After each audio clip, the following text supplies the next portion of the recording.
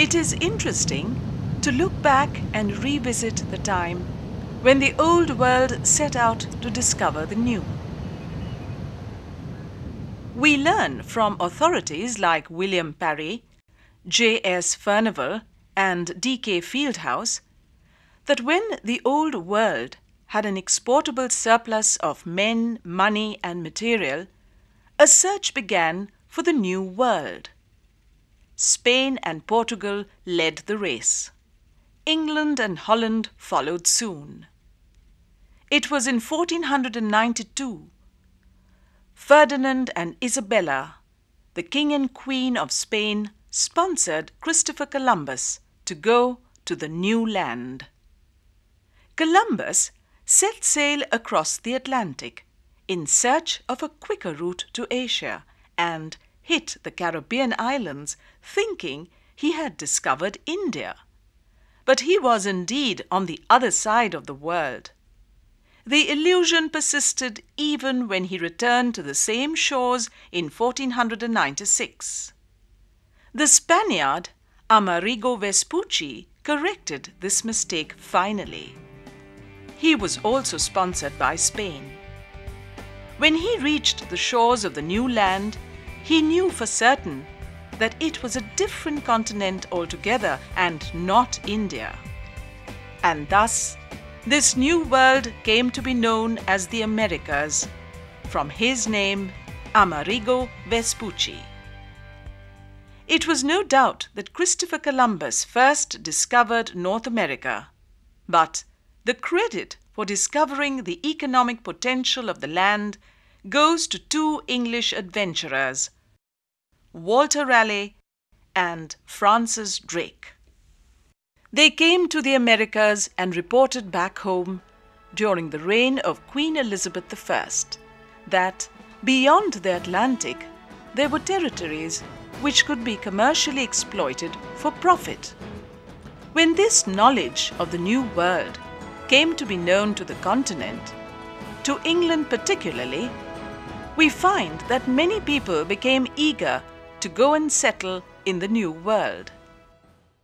Particularly at that time, there was a rural surplus because of the commercial agriculture, and particularly in England, the enclosure system, which had evicted many peasants from their hearth and home, and wool trade, wool farming had started in England. Because of this surplus rural labor, they wanted to find a new home. We find from an account of historian Trevelyan, England under the Stuarts, that yearly 30,000 people were making a move to the United States, to the Americas at that time. Apart from these individuals, there were many companies which took many people from England to the shores of America at different times. One such company was known as the Virginia Company, which mainly targeted Virginia as its destination. Another was the Massachusetts Bay Company. Their target was also North America. And there was a small company called Plymouth Company. They mainly promoted Puritans to the new shores of the United States. The Mayflower transported the Pilgrim Fathers from the Plymouth Harbor, England, to the port now known as Provincetown, Massachusetts. They established their first settlement in Massachusetts by virtue of the Mayflower Compact. The Massachusetts state was begun in this way. Originally, people from Britain had established 13 colonies in North America. Out of these 13, the Massachusetts Bay Company owned 5 colonies in the north: Massachusetts, Connecticut, Rhode Island, Delaware, and Maryland. Then further down, the territories previously known as New Netherland was taken away from the Dutch authority, and the new colonies of New York, New Jersey, and New Hampshire were created. Further south, On the eastern coast, there were Pennsylvania and Virginia. And then further down, through the Midlands to the south, North Carolina and South Carolina were established. And the 13th colony in this chain was Georgia. In this way, colonial America came into being.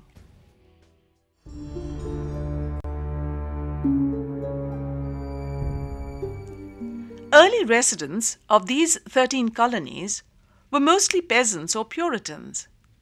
They were mostly the underdogs of the old continental society.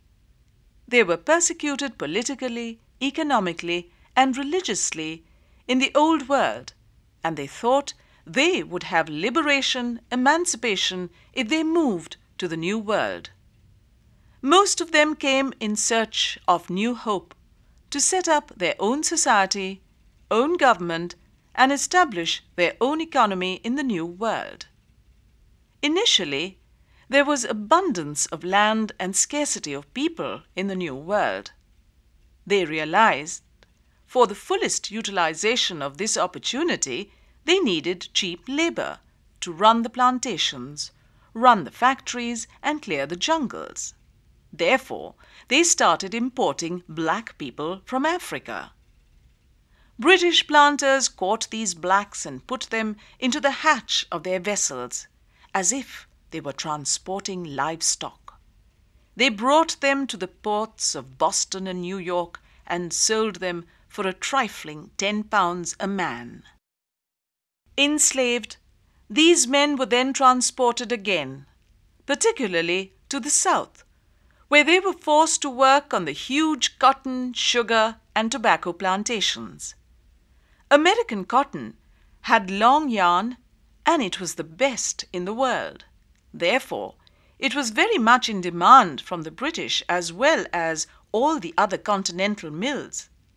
Thus, this slave-based plantation economy fetched an enormous profit, but was, however, definitely inhuman. In the North, at that time, not many industries had come up.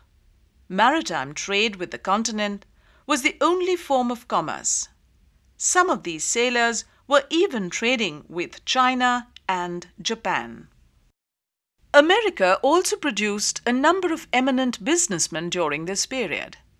Among them, Peter Fenwill was the first important businessman who started from slave trade but later on switched to maritime trade of all descriptions. After Peter Fenwill, we can name Hancock and Wharton, who were from Boston. The names of Wilderness and Morris from Pennsylvania also deserve special mention here. They were successful businessmen and they had enormous wealth owing to the worldwide operations. Incidentally, we also had one or two American businessmen coming to India as well during this period. One of them was Benjamin Joy, who stayed in India till the end of the 18th century. There were also others who did this kind of trade from America.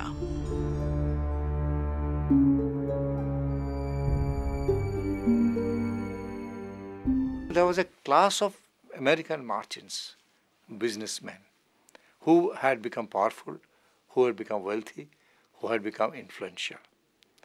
Now, they began contesting the hegemony, the domination of mercantilist economy policy of Great Britain over the colonies. Great Britain had shackled the colonial economy with their mercantile operations. It was evident in several instances.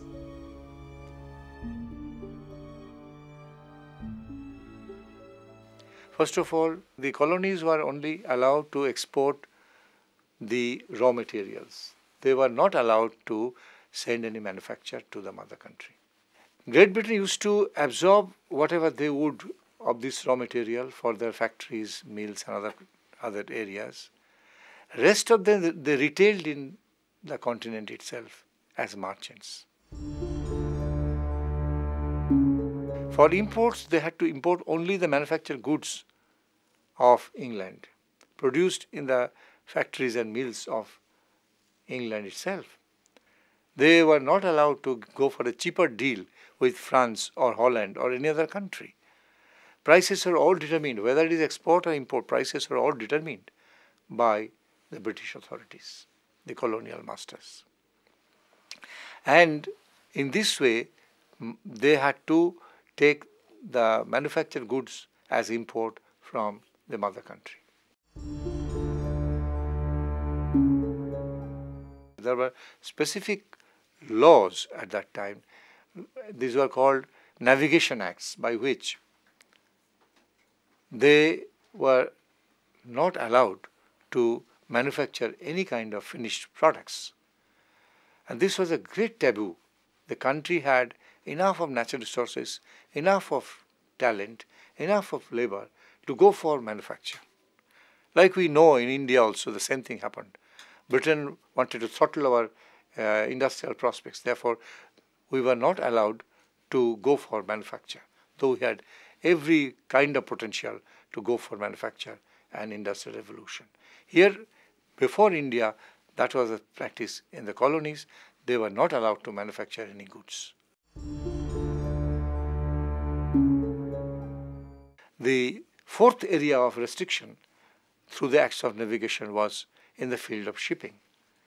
They had to use only British shipping, British clippers, for carrying commodities from England to America and America to England. There had to be all shipping companies from England. Though the Americans could produce their own ships, they had already produced their own ships, their own fleet to go all over the world, yet they were restricted from carrying their own goods to the mother country or carrying goods from mother country to the colonies in their own ships. They had to use British vessels and pay the freight charges. So this was another big restriction. Apart from this fourfold restriction of mercantilism, there is another thing which is part and parcel of this kind of economy, and that was by law, by a proclamation of the Queen, the Americans were not allowed to go to the Wild West. They were confined to the eastern coast only, and they were not allowed to go into Midwest and clear the jungle and add more arable land to the existing one.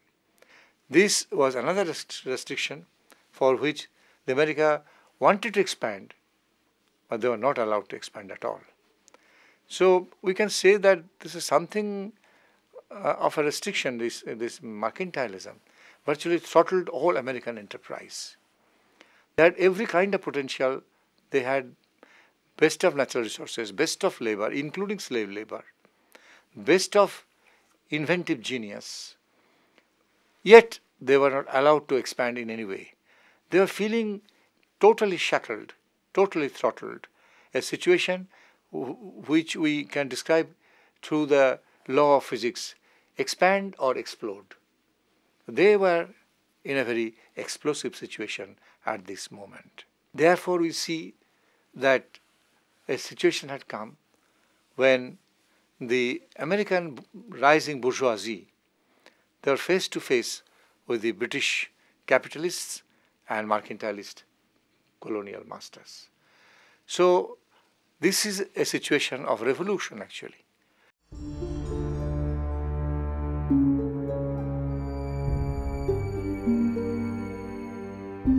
Many American writers, including Bernard Bailyn, have tried to project the American Revolution as an ideological conflict.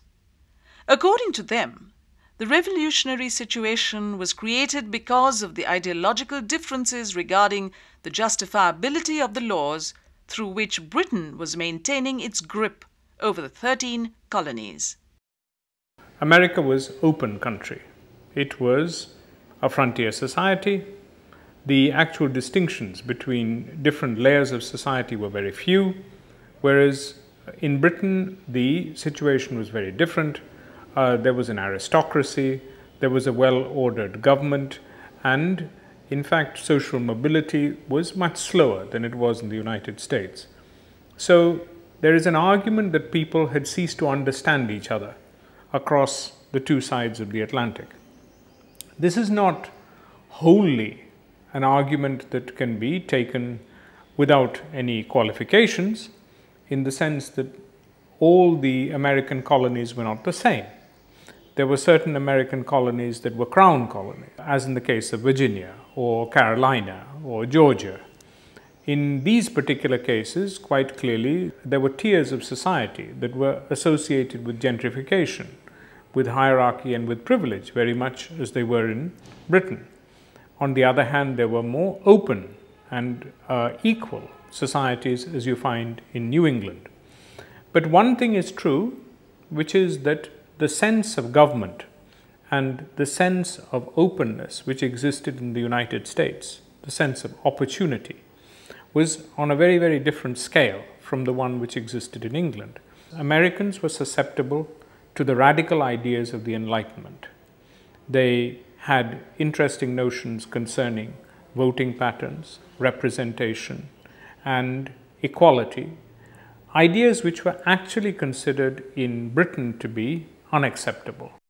Therefore, one must accept, along with Daniel Boston, the great American historian of the 1970s, that certainly two societies had formed by the time of the American Revolution, and they were not in communication with each other seriously. Before 1776, many pamphlets were written as a popular propaganda medium. Most of them were basically arguing for basic freedom.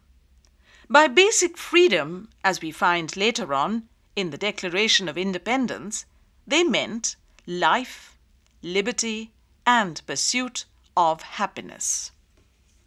Jefferson took this from the two treatises on government by John Locke, who had written the book To Justify the Glorious Revolution. So America foreran the three basic requirements of capitalism: free capital, free labor, and free thought, as standardized later by Adam Smith in the 18th century in his book Wealth of Nations. They were fighting for and clamoring for the same thing: free capital, free labor, minus the slave labor, of course, and free thought. The famous American revolutionary slogan, "No taxation without representation," seems to be a direct outcome of this. These ideas simply did not arise from the economic requirements of the period. Ideological inspiration, provided through pamphlets and theatres, also played a very important role in this process.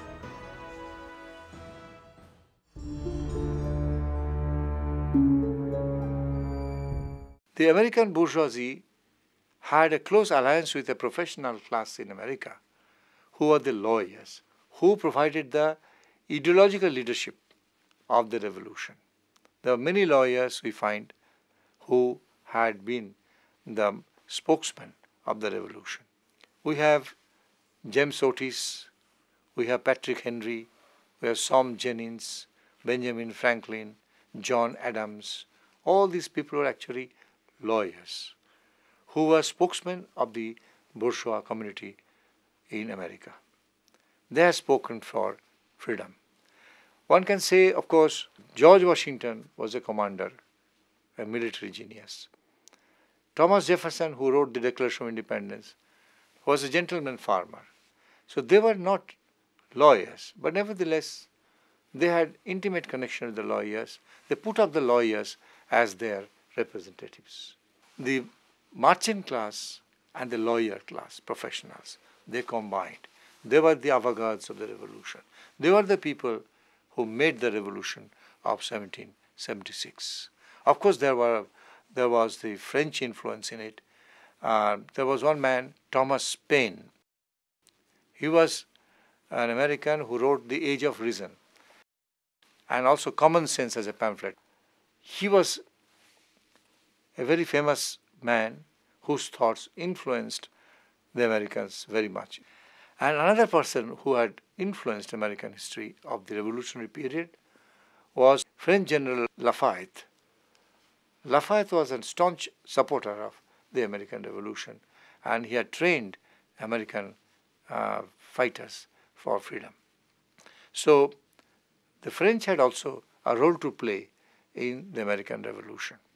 So when we analyze the classes involved in the revolution, we mostly have, first of all, the American capitalists.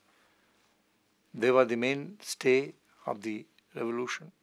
Their spokesmen, all the lawyers that I have mentioned so far, they were there. And of course, planters, they were there. Planters, farmers, mechanics and laborers, as later Andrew Jackson used to say. These are the people who had made the revolution. So when the actual fight came, all these people would join, all these whites would join. They wanted, in the first place, freedom from the clutches of the mother country. Their economic hold, their political hold.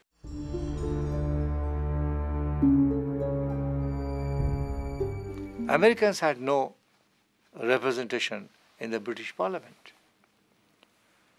Though the British government, by remote control, controlled the American government, no doubt about that. They used to send governors to the colonies. All the regulations were passed in the British Parliament, but the Americans had no representatives there. And that was one question, that they had no representation. So what kind of freedom they had? No freedom at all. The laws were passed arbitrarily. And because of this, when the revolution was imminent, we know that Edmund Burke had given his speeches on the conciliation with America in the British Parliament. He had pointed out that there would be no conflagration, there would be no revolution in America if the Americans were given good representation in the British Parliament. He believed in trusteeship. He believed that if the Americans were given adequate representation in the British Parliament, there would be no revolution. I wouldn't subscribe to that kind of view. Revolution was on a major contradiction. These are minor contradictions. Major contradiction was the economic contradiction. The American bourgeoisie wanted the independent capitalism, capitalist growth, which was stunted by British mercantilism. Unless the British authorities were overthrown, the colonial shackle over American economy would not go. So basically, this was the fundamental conflict for which the revolution had come. So this had to be overthrown in the first place. Therefore, it was not by giving representation to the Americans in the British Parliament that this conflict could be resolved. This conflict could not be resolved. So ultimately, I would say that the revolution was inevitable and it had to come someday or other. We know that in America, in the United States, recent historiography has produced another school who are called the New Left School. There is one Jameson who interprets American Revolution in a different way. They categorically say what I have just now said, that American Revolution was basically a bourgeois democratic revolution. Common people had no place in it. They were cannon fodders, all right, but they had no place in it. It was a revolution of the bourgeois, by the bourgeois, and for the bourgeois. That was the American Revolution, according to Jameson and people of his school. Truly speaking, we cannot say that it's a very popular revolution that all kinds of people joined in. All kinds of people joined in, and grassroots participated heavily in this revolution. The story is not like that. The Revolutionary Army was fought, no doubt, but led by the gentleman farmer like George Washington, Thomas Jefferson, or some lawyers, some businessmen in the North. Common people were recruited as if they were hired labor. They joined it and fighting was on. It is spread from north to south very fast. We know that it had started near about Boston, in Massachusetts. Fighting had taken place in battlefields like Concord or Lexington. Then it had gone further south, and there was this major fight in Camp Valley Forge. And Americans being in the home ground, and they were acclimatized in American weather. The British troops who had come were no match for the Americans. In times of struggle, in bitter winter, it was the perseverance and the power to beat the weather that the Americans were better than the British Army. Ultimately, the British were defeated. It was mainly a fight of patience and perseverance, who would wear the other side out. And George Washington led the American Revolutionary Army with historic grit. He could successfully stand on his ground, and ultimately the British were tired, exhausted, they had run out of the resources, and the Americans stood there with historic grit, and they could finally beat the British troops. In this way, the revolution had been concluded. In 1776, after the British had surrendered, Declaration of Independence was there, and Declaration of Independence, of course, George Washington was a first-rate commander-in-chief, first-rate leader, but no ideologue.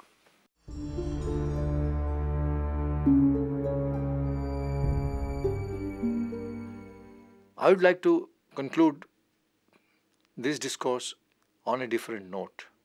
I'd like to say that this revolution was basically a white revolution, because the slaves, the blacks, were beyond the pale of this revolution. They didn't even know what was happening above their head. The Red Indian people, the original people of the United States, they were also outside the scene of activity of the revolution. They were completely cast aside from the main course of the revolution. So for them, it didn't mean whether it was a revolution for freedom or a revolution for free capitalism. They didn't understand head or tail about it. Therefore, you cannot call it a total American revolution of all people. Basically, therefore, I would maintain that it was a white revolution. More so when we come to the next discourse about the making of the Constitution. But that will be next time.